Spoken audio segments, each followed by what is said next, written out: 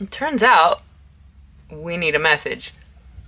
We, as in you and I. Because, if you didn't know, this is a collective situation. And I am not excluded. I tried. For those who've been here, they know I tried to exclude myself. There is something so different about the way I read. but then again, who wants the same? You can go to somebody else if you wanted the same old. Okay, so let's get a message, and hopefully it's insightful for everyone involved. Nobody needs to mention the haters, but there's a couple haters.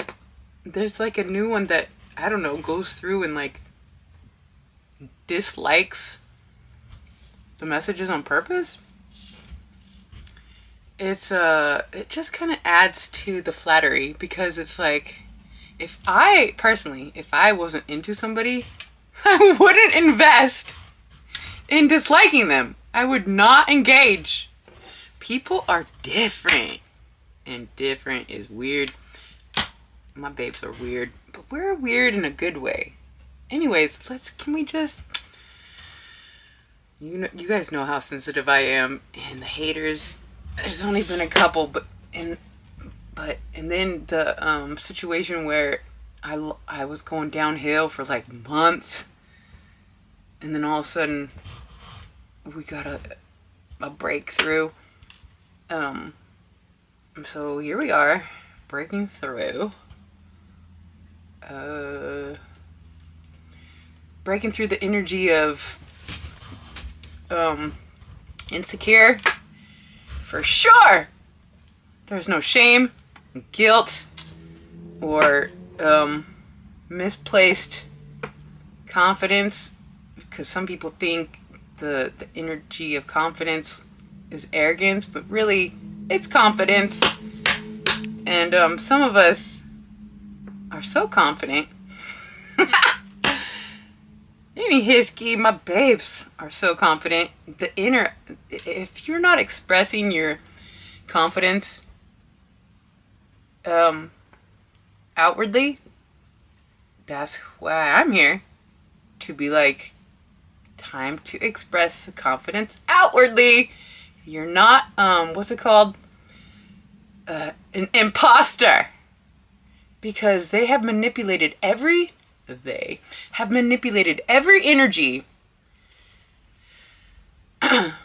from, like I just said, confidence. They'll turn it into arrogance. Your brilliance, they'll turn it into phoniness. I don't know, I'm not coming up with the examples right now, but like, there is literally an opposite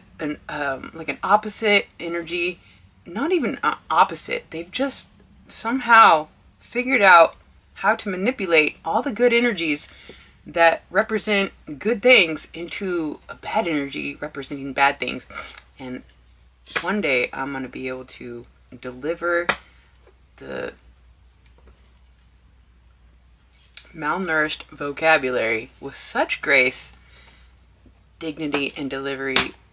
It's a thing. It's like my babes and I, we're already aligned, but we are unfolding the ability to deliver the message of truth.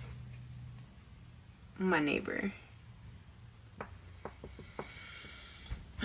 they spend a lot of time in the backyard, and she makes the backyard look very appealing. But she also smokes a lot of cigarettes. Actually, vaping. I used to vape. Anyways, what was I saying? My babes. The point is, we're about to get a message that's going to help encourage my babes to open their voice, or some form of expression of the truth, which is an unfolding, the inevitable unfolding of the truth.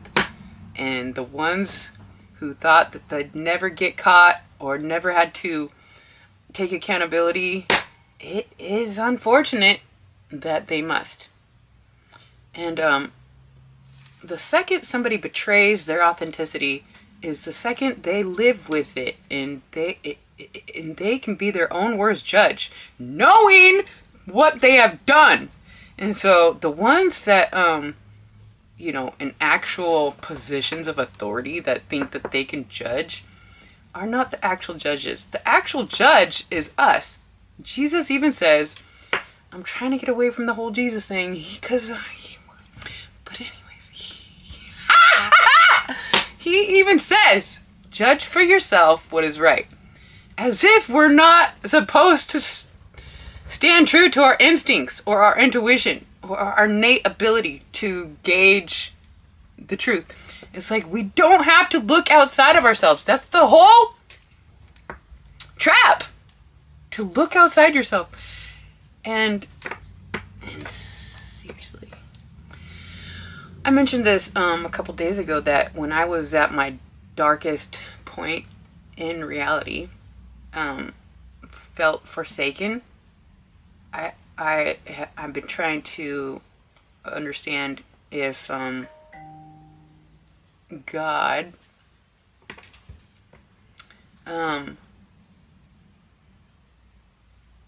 really forsake me or wanted me to engage in my own personal power. But I have come to realize in the last few days that the power source that flows through us, and when those of us that have done such inner work and don't have many blockages, the energy can flow through us.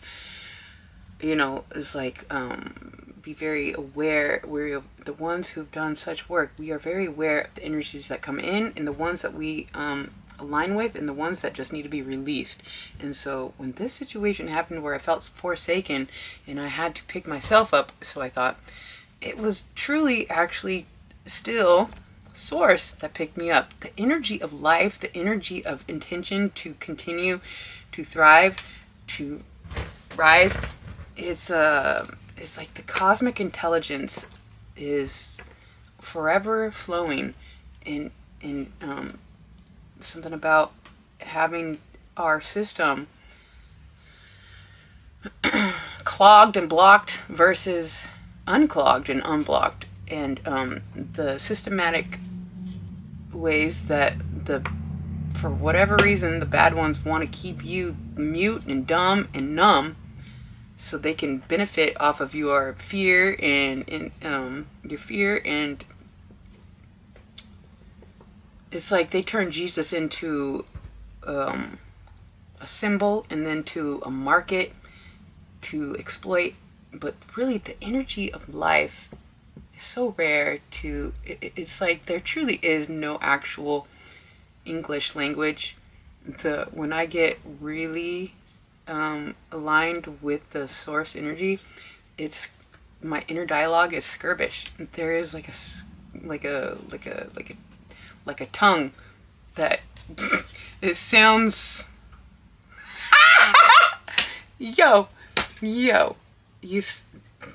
the inner dialogue of the divine skirbish. Has anybody experienced this? Seriously. Oh my gosh, we haven't even pulled one card. What's the message? I don't know. What's the message? Let's just get one of these. I think we're just gonna pull one of these for my beautiful babes. Just trying to get a message. If we may get a message. All my babes. I love you guys. You truly don't know how much I love you. And if you think you love more than I love you, you're mistaken. I love you more than you can possibly. The truth is, actually, there's no words. What I've done for my babes. Some babes know, because they have gone through some certain sacrifices for the truth. But yo, we can argue about this all day, but I love you more than you love me, and that's on period, and that's gonna be what it is. So here we are. Where I just shed my love on my babes who are so magnificent, and the energies that are opposing us, even the Father, God's source energy, is so, it's like Mama Gaia, and the consciousness that comes through certain vessels of Mama have to be like, yo, the Father is not as forgiving as you think. We have to be perfect, actually. And so some of us have gone through the initiations, the trials, the tribulations, the worst of the worst, and still came out with an open heart and an expanded love, actually. So, as brutal as certain initiations or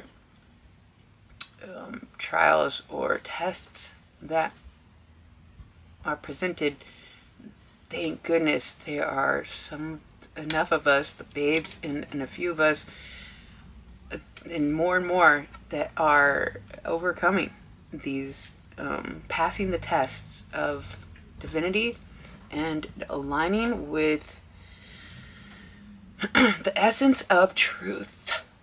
And so, what's this? I don't even know. Reconsider and improvise. I don't think we've got this one. What does it say? When you come to a roadblock, take a detour and see it as an opportunity to experience new things in life. You know, just earlier I was looking back at certain doors being shut or exes exiting left, or, you know, opportunities that got blocked. It's like, if I had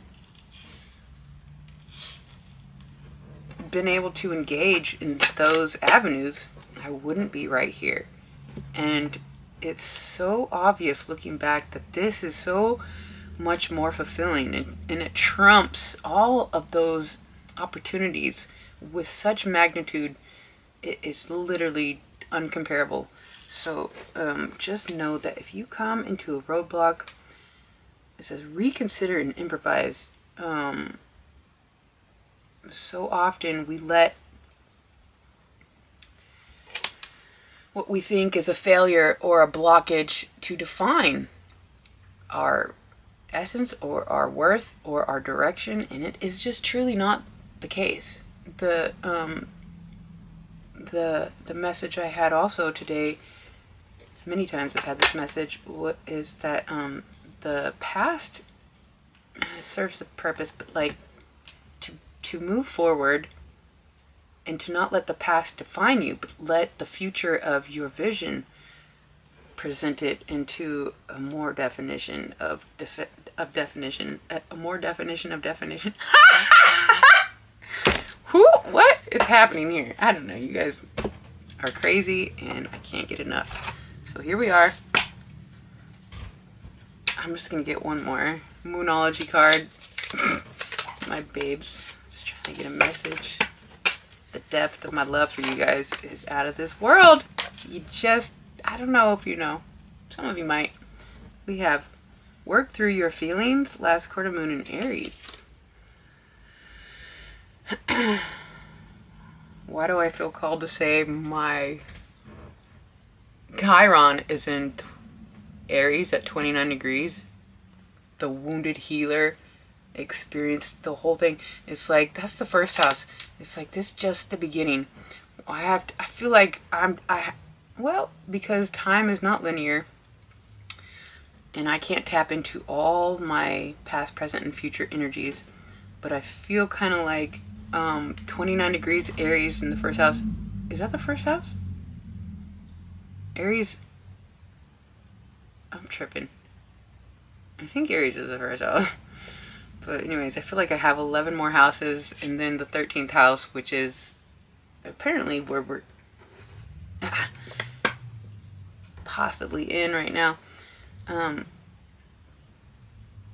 Anyways, all the energies that need to be experienced and understood or overcome or embodied is like a forever unfolding, because, well,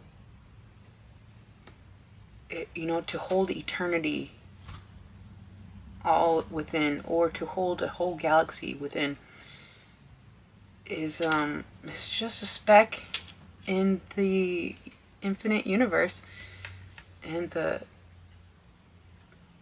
dualities and the contrasts and the polarities and the paradoxities and all the fucking energies that are opposite working together on the same, but on different sides of the same coin. It's exhausting. But wouldn't it be so boring if it was just one system with one reality, with one way, and more like a black and white situation? And that's, I think, more or less like the opposite, like the ones that can't see past the 3D. It's like, that's like the reality that they live in. They just think it's this, it's like Tron. It's like the electric realm and the flesh realm, and then the merging of those realms. Which, when are they gonna come out with the second Tron, where she escapes, or the two kids escape after going through the portal, and they're on the motorcycle embracing the sunrise? It's like, and then what? It's like, what is the next movie? I cannot wait for this next movie to come out. Is that a thing? Like, could we just work on that? Anyways. Seriously, too much coffee. Work through your feelings and reconsider and improvise, because guess what? You have the power. You're the ones. And it's time for the rise of the babes. And ultimately recognizing the truth and expressing it through your unique, beautiful expression. So that's what I'm here to encourage my babes to do. I hope that helped all of you guys so much. Until next time.